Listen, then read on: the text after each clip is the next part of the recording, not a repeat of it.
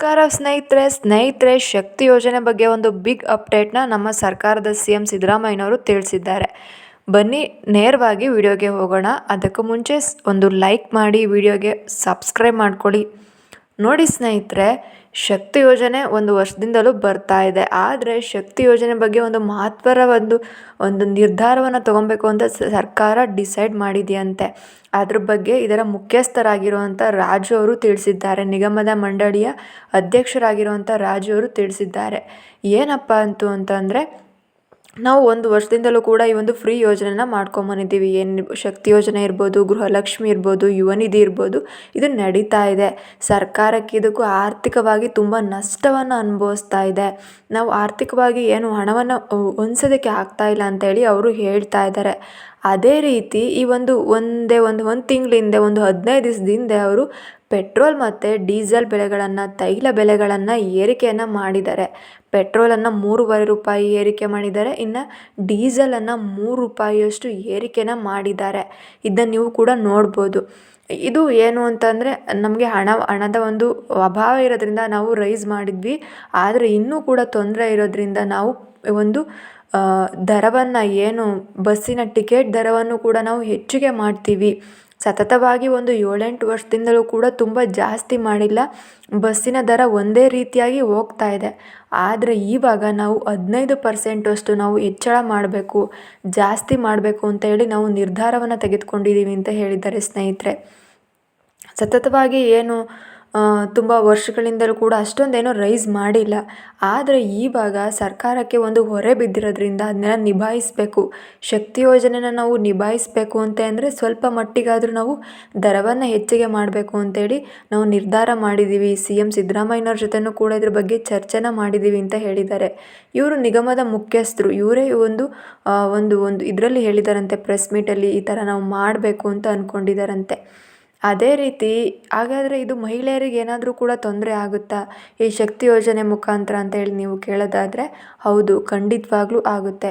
ಯಾಕೆ ಅಂದರೆ, ನೀವು ಇನ್ಮೇಲೆ ಲಗೇಜನ್ನು ತಗೊಂಡು ಹೋಗ್ತಾ ಇರ್ತೀರ. ಎಲ್ಲಾದರೂ ಹೋಗಬೇಕು ಅಂದರೆ, ಟ್ರಾವೆಲ್ ಮಾಡಬೇಕು ಅಂದರೆ ನಾವು ಲಗೇಜನ್ನು ತಗೊಂಡೋಗ್ತೀವಿ. ಆ ಲಗೇಜ್ ಮೇಲೂ ಕೂಡ ದರ ಹೆಚ್ಚಿಗೆ ಆಗೋ ಚಾನ್ಸಸ್ ಇದೆ. ಏನು ಮನುಷ್ಯರ ಮೇಲೆ ಏನು ದರವನ್ನು ರೈಸ್ ಮಾಡ್ತಾರೋ ಅದೇ ರೀತಿ ಇದರಲ್ಲೂ ಕೂಡ ಲಗೇಜ್ ಮೇಲೆ ಒಂದು 5 kgಯಿಂದ 10 kg ಏನಾದರೂ ಭಾರ ಇತ್ತು ಅಂತಂದರೆ ಖಂಡಿತವಾಗ್ಲೂ ಕೂಡ ಅದಕ್ಕೂ ನೀವು ಟಿಕೆಟನ್ನು ಕೊಟ್ಟು ತೊಗೊಬೇಕಾಗುತ್ತೆ. ಇಷ್ಟು ತೂಕ ಇದೆ, ಇದಕ್ಕೆ ನಾನು ದುಡ್ಡು ಕೊಟ್ಟು ಒಂದು ಟಿಕೆಟನ್ನು ನೀವು ತೊಗೊಬೇಕಾಗುತ್ತೆ ಸ್ನೇಹಿತರೆ. ಆ ರೀತಿಯಾಗಿ ಹೊಸದಾಗಿ ರೂಲ್ಸನ್ನು ಮಾಡ್ತಾ ಇದ್ದಾರೆ. CM ಸಿದ್ದರಾಮಯ್ಯನವರು ಇದ್ರ ಬಗ್ಗೆ ಯೋಚನೆ ಮತ್ತು ಚಿಂತನೆಯನ್ನು ಮಾಡಿ ಅನುಷ್ಠಾನಗೊಳಿಸಬೇಕು ಅಂತ ಅಂದ್ಕೊಂಡಿದ್ದಾರಂತೆ. ಈಗಾದರೆ ಮಹಿಳೆಯರು ಕೂಡ, ಅವ್ರಿಗೂ ಕೂಡ ಏನು ಲಗೇಜ್ ಇದ್ದೇ ಇರ್ತಾರೆ. ಮಹಿಳೆಯರು ಎಲ್ಲೇ ಹೊರಟ್ರು ಕೂಡ ಅವ್ರ ಹತ್ರ ಲಗೇಜನ್ನು ಇರಲೇಬೇಕು. ಅದಕ್ಕೂ ಕೂಡ ಟಿಕೆಟ್ ತೊಗೊಂಡೋಗ್ಬೇಕು ಅಂತಂದರೆ ಸ್ವಲ್ಪ ನಮಗೆ ಕಷ್ಟ ಆಗೋ ಚಾನ್ಸಸ್ ಇದೆ. ಏನು ಆಧಾರ್ ಕಾರ್ಡನ್ನು ತೊಗೊಂಡೋಗ್ತಿರ್ತೀರ ನೀವು, ಆವಾಗ ಆಧಾರ್ ಕೊಟ್ಟು ತೋರಿಸಿ ನಾವು ಟ್ರಾವೆಲ್ನ ಮಾಡ್ತಾ ಇರ್ತೀವಿ. ಆದರೆ ಇನ್ನು ಮುಂದೆ ಈ ರೀತಿಯಾಗಿ ತುಂಬ ರಶ್ ಇರೋ ಸಂದರ್ಭದಲ್ಲಿ ಬ್ಯಾಗ್ಗಳಿರುತ್ತೆ, ಆವಾಗಲೂ ಕೂಡ ಈ ರೀತಿಯಾದಂತಹ ಮಾರ್ಗವನ್ನು ಅವರು ತಗೊಂಡಿದ್ದಾರೆ. ಟಿಕೆಟ್ ರೈಸ್ ಮಾಡಿ ಅದ್ರ ಜೊತೆಗೆ ಲಗೇಜು ಕೂಡ ಟಿಕೆಟನ್ನು ತೊಗೊಳ್ತಾ ಇದ್ದಾರಂತೆ. ಹೊಸದಾಗಿ ಅವ್ರು ಏನು ಹೇಳ್ತಾ ಇದ್ದಾರೆ ಅಂದರೆ, ನಿಗಮದ ಮುಖಾಂತರ ನಾವು ಹೊಸದಾಗಿ ಬಸ್ಗಳನ್ನ ಬಿಡ್ತಾ ಇದ್ದೀವಿ. ಹೊಸದಾಗಿ ಅಶ್ವಮೇಧ ಬಸ್ಗಳನ್ನ ಬಿಟ್ಟಿದ್ದೀವಿ. ನಾವು ಅಷ್ಟೊಂದೆಲ್ಲ ಬಂಡವಾಳವನ್ನು ಹಾಕಿದ್ದೀವಿ ಅಂತಂದರೆ ನಾವು ಸ್ವಲ್ಪ ಮಟ್ಟಿಗಾದರೂ ನಾವು ಟಿಕೆಟ್ ದರವನ್ನು ರೈಸ್ ಮಾಡಬೇಕು. ನಾವೆಲ್ಲರೂ ಕೂಡ ನೋಡ್ತಾ ಇದ್ದೀವಿ, ತುಂಬ ಬಸ್ ರಶ್ ಇರುತ್ತೆ. ಆದರೆ ಇವಾಗ ನಿಗಮದ ಮುಖಾಂತರ 560ಕ್ಕೂ ಹೆಚ್ಚು ರೀತಿಯಾದಂಥ ಅಶ್ವಮೇಧ ಬಸ್ಗಳನ್ನು ಅವರು ರಿಲೀಸ್ ಮಾಡಿದ್ದಾರೆ. ಸಂಚಾರಕ್ಕೆ ಅನುಕೂಲವಾಗಲಿ, GPS ರಹಿತವಾದಂಥ ಒಂದು ಬಸ್ಗಳನ್ನ ಮಾಡಿದ್ದಾರೆ. ನೀವು ಎಲ್ಲೇ ಇದ್ದರೂ ಕೂಡ ಲೊಕೇಶನ್ ಅನ್ನೋದು ಗೊತ್ತಾಗ್ತಾ ಇರುತ್ತೆ. CCTV ಅಳವಡಿತವಾಗಿರುತ್ತೆ.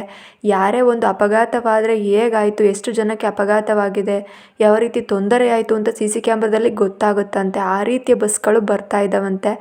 ಬಂದಿದ್ದಾವೆ ಕೂಡ, ನಾವು ಕೂಡ ನೋಡಿದ್ದೀವಿ.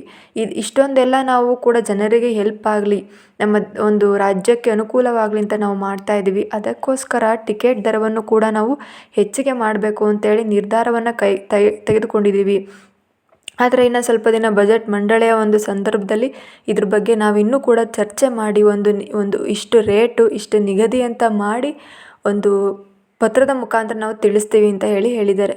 ನಿಜಕ್ಕೂ ಕೂಡ ಇದು ಒಂಥರ ಹೊರೆನೇ ಆಗ್ಬೋದು. ಏನು ಪುರುಷರು ಬಸ್ಸಿನಲ್ಲೇ ಪ್ರಯಾಣ ಮಾಡ್ತಾ ಇರ್ತಾರೆ, ಮೊದಲೇ ಅವರಿಗೆ ಸೀಟ್ ಅನ್ನೋದು ಸಿಗ್ತಾ ಇರೋದಿಲ್ಲ, ಆಸನಗಳು ಕೂತ್ಕೊಳ್ಳೋದಕ್ಕೆ ಸಿಗ್ತಾ ಇರಲ್ಲ, ತುಂಬ ಹಿಂಸೆ ಅಂತ ಇರುತ್ತೆ. ಅದ್ರ ಜೊತೆಗೆ ನೀವು ಇನ್ನೂ ಕೂಡ ಟಿಕೆಟ್ ಜಾಸ್ತಿ ಮಾಡೋದು ಈ ಥರ ಎಲ್ಲ ಮಾಡ್ತಾ ಹೋದರೆ ತುಂಬ ಕಿರಿಕಿರಿ ಆಗೋ ಚಾನ್ಸಸ್ ಕೂಡ ಇದೆ. ನೋಡಿ, ಇದೇ ರೀತಿಯ ಮಾಹಿತಿಗಾಗಿ ನಮ್ಮ ಚಾನಲ್ನ ಸಬ್ಸ್ಕ್ರೈಬ್ ಮಾಡ್ಕೊಳ್ಳಿ. ಈ ವಿಡಿಯೋ ಇಷ್ಟ ಆದರೆ ಲೈಕ್ ಮಾಡಿ, ಆದಷ್ಟು ಶೇರ್ ಮಾಡಿ. ಥ್ಯಾಂಕ್ ಯು, ಧನ್ಯವಾದಗಳು.